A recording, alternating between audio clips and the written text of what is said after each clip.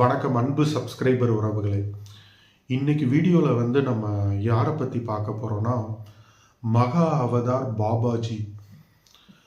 நம்ம வாழ்ந்துட்டு இருக்கிற இந்த உலகத்தில் எவ்வளவோ அற்புதமான மனிதர்கள் பிறந்திருக்காங்க. மக்களுக்கு நிறைய நல்லது செஞ்சுருக்காங்க. அதில் ஒரு சில மனிதர்களை இந்த காலத்தால் அழிக்க முடியாதுன்னு சொல்லுவாங்க.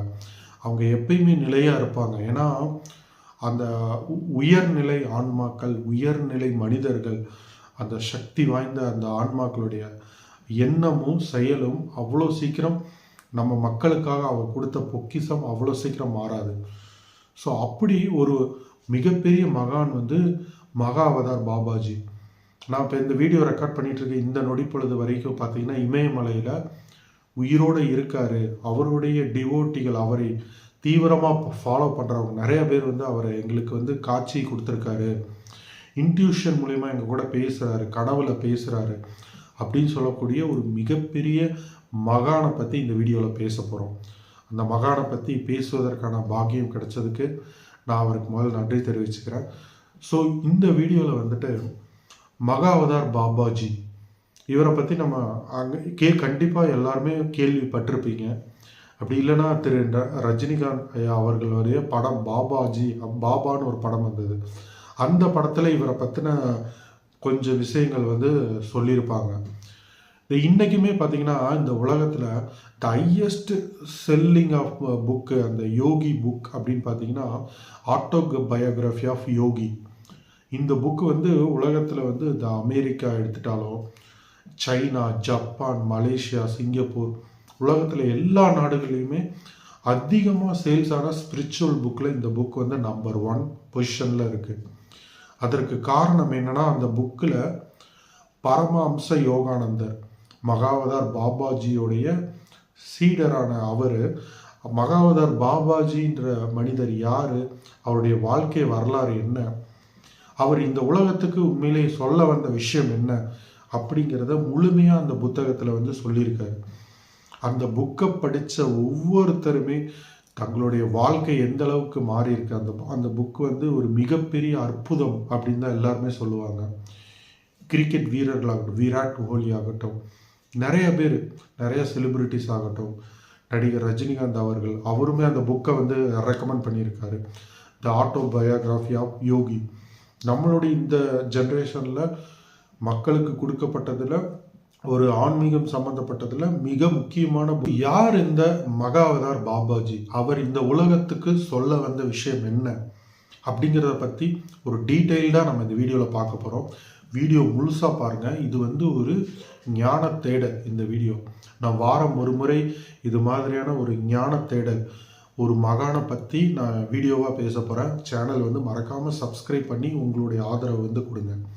ஓகே, ஒரு 2000 வருஷத்துக்கு முன்னாடி தமிழ்நாட்டில் பரங்கிப்பேட்டைங்கிற ஊரில் ஒரு ஹஸ்பண்ட் அண்ட் ஒய்ஃபுக்கு ஒரு நார்மலான மனிதராக குழந்தையாய் பிறந்த நாகராஜுன்ற குழந்தை பரங்கிப்பேட்டைங்கிற கிராமத்தில் ஒரு 2000 வருஷத்துக்கு முன்னாடி பிறக்குது. இந்த குழந்தை பிறக்கும் போது ஒரு அற்புதமான குழந்தையா அப்படின்னா இல்லை. ஆனால் அந்த குழந்தையோடைய லைஃப் புரட்டி போடுற மாதிரி என்ன நடக்குது அப்படின்னா, அதற்கு இந்த ஸ்டோரியை நான் சொல்கிறதுக்கு முன்னாடி நான் வேறொரு மனிதருடைய நேம் சொல்கிறேன். அங்கேருந்து நான் இந்த ஸ்டோரி ஆரம்பித்தா கரெக்டாக இருக்கும்னு நான் நினைக்கிறேன். திரு வி.டி. நீலகண்டன். இவர் யாருன்னா ஒரு பத்திரிகையாளர். 1942 அந்த பீரியடில் இவர் ஒரு ரிப்போர்ட்டர், ஒரு ஜேர்னலிஸ்டாக இருக்கார். ஸோ இவர் சென்னையில் இருக்கார், இந்த வி.டி. நீலகண்டன். ஓகேங்களா? ஸோ இவர் பார்த்தீங்கன்னா த தியோசபிக்கல் சொசைட்டின்னு சொல்லுவாங்க. தியோசபிக்கல் சொசைட்டியில் இந்த தியோசபிக்கல் சொசைட்டி பார்த்தீங்கன்னா உலகத்தில் இருக்க பல மதங்களுடைய நல்ல விஷயங்களை சேகரிக்கிறது, ஆன்மாவுடைய பயணம், பிறவி, மறுபிறவி. தியோசபிக்கல் சொசைட்டியில் இந்த அன்னி பெசன்ட் அம்மையார் தலைவராக இருந்தாங்க. ஸோ அவங்களோடைய இருந்து ட்ராவல் பண்ணவர் தான் இந்த வி.டி. நீலகண்டன். இவர் ஒரு புக்கு எழுதுறாருன்ற வர இந்த புக்கை டிரான்ஸ்லேட் பண்ணுறாரு, ஒருத்தருக்கு கொடுக்குறாரு. இதை மக்களுக்கு நீங்கள் அறிமுகம் செய்யணும் அப்படின்னு சொல்லிட்டு ஒரு விஷயத்த சொல்கிறாரு. இதில் ஒரு மிகப்பெரிய அற்புதமான விஷயம் என்னன்னா, அந்த புக்கு அவர் எப்படி என்ன சொல்கிறாருன்னா, ஒரு 2000 வருஷத்துக்கு முன்னாடி நம்ம பூமியில் ஒரு மிகப்பெரிய மகான் வந்து பிறந்திருக்காரு. அந்த மகான் எனக்கு நேரடியாக காட்சி அளித்து, நேரடியாக எனக்கு காட்சி கொடுத்து, என் மூலியமாக அவர் மக்களுக்கு ஒரு விஷயத்த சொல்ல வராரு. அந்த விஷயத்த அவர் சொல்ல சொல்ல நான் எழுதுனது தான் இந்த மகாவதார் பாபாஜியுடைய வாழ்க்கை வரலாறு அப்படின்னு சொல்லி வி.டி. நீலகண்டன் வந்து ஒரு ஒரு புக்கு வந்து எழுதுறாரு. இதில் தான் முதல் முறையாக மகாவதார் பாபாஜின்ற ஒரு மனிதர் வாழ்ந்தார், ஒரு மிகப்பெரிய மகான் அப்படிங்கிறதே நம்ம உலகத்துக்கே தெரிய வருது. அவர் என்ன பண்ணுறாருன்னா, த ராமையான்னு சொல்லிட்டு ஒருத்தர் இருக்கார். அவர் வந்துட்டு பார்த்திங்கன்னா ஒரு ப்ரொஃபஸர். அவர்கிட்ட சொல்லி இந்த புத்தகத்தை அவர் எழுத சொல்கிறாரு.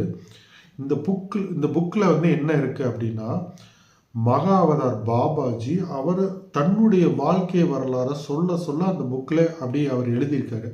அதில் சொல்லப்பட்ட விஷயங்களை இங்கேருந்து நான் மகாவதார் பாபாஜியோட வரலாறு நான் அப்படியே சொல்கிறேன். ஒரு 2000 வருஷத்துக்கு முன்னாடி பரங்கிப்பேட்டையில் ஒரு தம்பதியினருக்கு நாகராஜ்ன்ற ஒரு குழந்தை பிறக்குது. இந்த குழந்தை வளரும்போது தன்னுடைய தாயால் ஒரு சின்ன கொடுமையை அனுபவிக்குது. அப்போதே அந்த குழந்தைக்கு ஒரு ஞானம், பந்த பாசமெல்லாம் ஒரு என்ன சொல்கிறது, ஒரு அளவுக்கு தான். என் தாய் மேலே எனக்கு எந்த பற்றும் இல்லை, ஆனால் அன்கண்டிஷ்னல் லவ் இருக்குது அப்படின்னு சொல்லி அந்த குழந்தைக்கு சிறு வயதிலே ஒரு ஞானம் கிடைக்குது. தன்னுடைய தாயோடைய நடந்த ஒரு சின்ன சண்டை, ஒரு போராட்டத்தில். அதுக்கப்புறம் அந்த நாகராஜ்ன்ற குழந்தைய ஒருத்தர் என்ன பண்ணுறாரு, கடத்திட்டு போய் கொல்கத்தாவில் கொண்டு போய் விட்டுறாரு, ஒருத்தர்கிட்ட வித்துடுறாரு. அந்த குழந்தைய வாங்கினவர் ஒரு நல்லவர். அவர் ஒரு லெவலுக்கு மேலே என்ன பண்ணுறாருன்னா, இந்த குழந்தை பாவம் தாயிட்ட வந்து பிரிச்சுட்டு வந்துட்டோம், சின்ன பையன் சொல்லி அவர் வந்து விட்டுறாரு. இந்த குழந்தை என்ன பண்ணுதுன்னா, கொல்கத்தாவில் இருக்கிற அந்த சன்னியாசிகள் சாமிகளோட அடைக்கலம் அவங்க வந்து பார்த்துக்கிறாங்க. சின்ன பையனாக இருக்கானேன்னு கூப்பிட்டு உணவு இதெல்லாம் கொடுக்குறாங்க. அங்கேருந்து இந்த குழந்தையோட ஒரு ஞானம், ஒரு தேடல் ஆரம்பிக்குது. சின்ன வயதுலேயே அந்த நாகராஜ்ன்ற பையனுடைய வாழ்க்கை புரட்டி போட்டுருது. அதுக்கப்புறம் அந்த நாகராஜ்ன்ற பையன் என்ன பண்ணுறான், அங்கேருந்து இலங்கைக்கு வராரு. இலங்கைக்கு வந்துட்டு இலங்கையில் கதிர்காமன்ற ஒரு கிராமத்தில் வந்து போகரை வந்து சந்திக்கிறார். இதெல்லாமே சொல்லப்பட்ட வரலாறு. போகரை சந்திக்கிறாரு. போகர் மூலியமா ஞான உபதேசம் பெற்று கிரியா குண்டலினி வந்து போகர் வந்துட்டு அந்த நாகராஜன்ற அந்த சின்ன பையனுக்கு இனிஷியேட் பண்ணுறாரு. அந்த நாகராஜன்ற அந்த ஒரு ஆன்மா அது மிகப்பெரிய கான்சியஸ்னஸ், மிகப்பெரிய ஒரு இறைநிலையோடைய இருக்கக்கூடிய ஒரு ஆன்மா தான். ஏன் நான் அப்படி சொல்கிறேன் அப்படின்னா, எப்பயுமே ஒரு மிகப்பெரிய உயர் இறைநிலையில் இருக்கிற எந்த ஒரு ஆன்மாவும் பூமிக்கு, அதாவது இந்த சாதாரண மனிதராக அவ்வளோ சீக்கிரம் பிறப்பெடுக்க மாட்டாங்க. அப்படி ஒரு ஆன்மா பிறப்பெடுத்தாங்கன்னா ஒரே பிறவியில் இவ்வளோ பெரிய நிலையை அடையிறதுங்கிறது சாதாரண விஷயம் இல்லை. மகாவதார் பாபாஜி மனிதனாக பிறந்து அவர் இப்போ அடைஞ்சிருக்க நிலையை பார்க்கும் பொழுது அவர் வந்து ஒரு மிகப்பெரிய உயர்நிலை ஆன்மாவாக தான் இருக்க முடியும். ஏன்னா ஒரு மிகப்பெரிய டைவ். ஸோ இந்த நாகராஜ் அந்த மகாவதார் பாபாஜி என்ன பண்ணுறாருன்னா, அதுக்கப்புறம் இலங்கையிலேருந்து கிளம்பி குற்றாலம் வர்றாரு. குற்றாலமில் கொஞ்ச நாள் இருந்து தியானமெல்லாம் பண்ணுறாரு. அதுக்கப்புறம் பார்த்திங்கன்னா அகஸ்தியர் மலைக்கு வந்து போகிறாரு. தமிழ்நாட்டில் அகஸ்தியர் மலைக்கு வந்து போகிறாரு. அங்கே போய் ஒரு கடுமையான தியானம் செஞ்சு கிரியா குண்டலினியில் வந்து எக்ஸ்பர்ட் ஆகுறாரு. அந்த கிரியா குண்டலினி பயிற்சியில் எக்ஸ்பர்ட் ஆகி அதில் இருக்கிற சூட்சுமமான கதவுகள் எல்லாமே திறந்து மிகப்பெரிய ஞான நிலையை அடைகிறாரு. அந்த ஞான நிலை, அந்த ஸ்பிரிச்சுவல் ஸ்டேஜ் அவர் அட்டைன் பண்ண உடனே அகஸ்தியரோட அருள் பெற்று அவருடைய ஆசீர்வாதத்தோட அதுக்கப்புறம் அந்த மகாவதார் பாபாஜி அப்படியே சைலண்ட் ஆகிடுறாரு. அவருடைய செயல் எல்லாமே சூட்சுமம் தான். அங்கேருந்து நேரடியாக இமயமலைக்கு போகிறாரு. இமயமலையை தன்னுடைய நிரந்தரமான இருப்பிடமாக அமைச்சுக்கிறாரு. ஸோ அங்கே இருந்துட்டு தான் அவர் தன்னுடைய ஒவ்வொரு சீடர்களாக தேர்ந்தெடுக்கிறாரு. அவர்கள் மூலியமாக அவர் கற்றுக்கொண்ட, அவருக்கு உணர்ந்த அந்த கிரியா குண்டலினியை இந்த உலகத்தில் வாழ்கிற ஒவ்வொரு மனிதர்களுக்கும் போய் சேரணும். முக்கியமாக சம்சாரிகளும் இந்த கிரியா குண்டலினியை கற்றுக்கணும் அப்படின்றது அவருடைய ஒரு நோக்கமாக இருந்திருக்கு. ஸோ அதுக்கப்புறமா மகாவதார் பாபாஜி வந்து இமயமலைக்கு போனதுக்கப்புறமா 1842 பார்த்தீங்கன்னா லாகிரி மகாஷயா அப்படின்னு சொல்லிட்டு ஒருத்தர், கொல்கத்தாவில் வாழ்ந்த ஒருத்தர், ஓகேங்களா. அவர் வந்துட்டு ஒரு கவர்மெண்ட் ஜாப்ல இருந்த ஒரு சாதாரண ஒரு மனிதர். அவருக்கு வந்து முதல் முறையாக அவர் வந்துட்டு ஒரு டைம் வந்து இமாலயஸ்க்கு வந்து போகும்போது மகாவதார் பாபாஜியை வந்து நேரடியாக லாகிரி மகாஷயா அவருக்கு வந்து காட்சி கொடுத்து, இந்த மாதிரி நான் வாழ்கிறேன், இந்த மலையில் சூட்சுமமாக இருக்கிறேன் அப்படின்னு சொல்லி தன்னுடைய மொத்த அந்த ஞானத்துடைய அறிவை அவருக்கு வந்து கொடுக்குறாரு. அதை உணர்ந்த உடனே லாகிரி மகாஷயா வந்துட்டு இந்த உலக வாழ்க்கையை துறந்து அவர் ஒரு சன்னியாசியாக போயிடுறாரு. போயிட்டு வாரணாசி கிட்ட அவர் இருக்கார். அவர் தான் முதல் சீடர், நான் நினைக்கிறேன் அவர் தான் முதல் சீடர். அதுக்கப்புறமா தொடர்ந்து வந்து பார்த்தீங்கன்னா யுத்தேஸ்வர் கிரி, அவரும் லாகிரி மகாஷயருடைய இன்னொரு சீடர். அவர் வந்துட்டு மகாவதார் பாபாஜியை சந்தித்தது வந்து ஒரு மிகப்பெரிய ஒரு அற்புதமான ஒரு விஷயம். என்னன்னா, இந்த வாரணாசி காசியில் வந்து பார்த்தீங்கன்னா மகா கும்பமேளா வந்து நடக்கும். அப்படி வந்து பார்த்தீங்கன்னா ஒரு 1912 நினைக்கிறேன், எனக்கு எந்த கரெக்டாக இயர் தெரியல, அந்த ஒரு இயரில் 1912 அந்த ஒரு பீரியடில் மகா கும்பமேளா வந்து நடந்துட்டுருக்கு. அந்த கும்பமேளாவில் யுத்தேஸ்வர் கிரி வந்து போயிட்டுருக்காரு. யுத்தேஸ்வரி கிரிங்கிற ஒரு மனிதர் போயிட்டுருக்காரு. அப்போ வந்துட்டு அங்கே சாதாரணமாக ஒரு சாமியார், சன்னியாசிகளோட சன்னியாசியாக ஒரு மனிதர் திடீர்னு வந்து இவரை சந்திக்கிறாரு. அவரை பார்க்கும் போதே தெரிஞ்சிருது இவர் ஒரு அற்புதமான மனிதர். அவருடைய கண்களில் இருந்த ஒளி அவர் இதில் அவர் வந்து உடனடியாக தன்னை வெளிப்படுத்தி கொள்கிறார். நான் வந்து ஒரு மகாவதார் பாபாஜி, நான் இமயமலையில் இருக்கேன், மூலியமாக நான் சில விஷயங்கள் மக்களுக்கு பண்ணணும்னு நினைக்கிறேன், நீ என்னுடைய சீடனாக சேர்ந்துக்கிறியா அப்படின்னு சொல்லி கேட்குறாரு. உடனடியாக யுத்தேஸ்வர் கிரி வந்து மகாவதார் பாபாஜியுடைய சீடராக மாறுறாரு. அவருடைய சீடர் தான் வந்து பரமஹம்ச யோகானந்தர். பரமஹம்ச யோகானந்தர் தான் 1946 வந்துட்டு இந்த ஆட்டோபயோகிராஃபி ஆஃப் யோகி அப்படிங்கிற அந்த புக்கை வந்து எழுதுறாரு. அதில் வந்து அவர் லாகிரி மகாஷயர் வந்து மகாவதார் பாபாஜியை சந்தித்தது, யுத்தேஸ்வரகிரி வந்து கும்பமேளால மகாவதார் பாபாஜியை சந்தித்தது, அப்புறம் தன்னுடைய வாழ்க்கையில் சின்ன வயசுலேருந்து நடந்த நிகழ்வுகள், இது எல்லாமே தொகுத்து அந்த புக்கில் வந்து ஒரு மிகப்பெரிய ப்ரெசன்டேஷனாக கொடுத்துருக்காரு. 1942க்கு அப்புறமா தான் இந்த விடி நீலகண்டன், அப்புறம் ராமையா, இவங்க எல்லாமே இதை ஒரு டாக்குமெண்ட்ரியாக பண்ணுறாங்க. அதில் விடி நீலகண்டன் அவர்கள் தான் முக்கியமானவர். ஏன்னா மகாவதார் பாபாஜி நேரடியாக தன்னுடைய வாழ்க்கை, நான் எங்கே பிறந்தேன், நான் யார், நான் தமிழ்நாட்டில் எங்கே பிறந்தேன் அப்படின்னு சொல்லி எல்லாத்தையும் அவர் சொல்ல எழுதின டாக்குமெண்ட்ரியும் இங்கே ரெஜிஸ்டர் பண்ணப்பட்டிருக்கு. ஸோ இப்படிப்பட்ட ஒரு மிகப்பெரிய அற்புதமான மனிதர் ஏன் இந்த நம்ம இந்தியாவில் வந்து ஏன் பிறந்தார், என்ன ரீசனுக்காக அவர் பிறந்தார் அப்படின்னு நம்ம பார்க்கும்போது அதில் முக்கியமாக சொல்லப்படுற விஷயம் கிரியா குண்டலினி.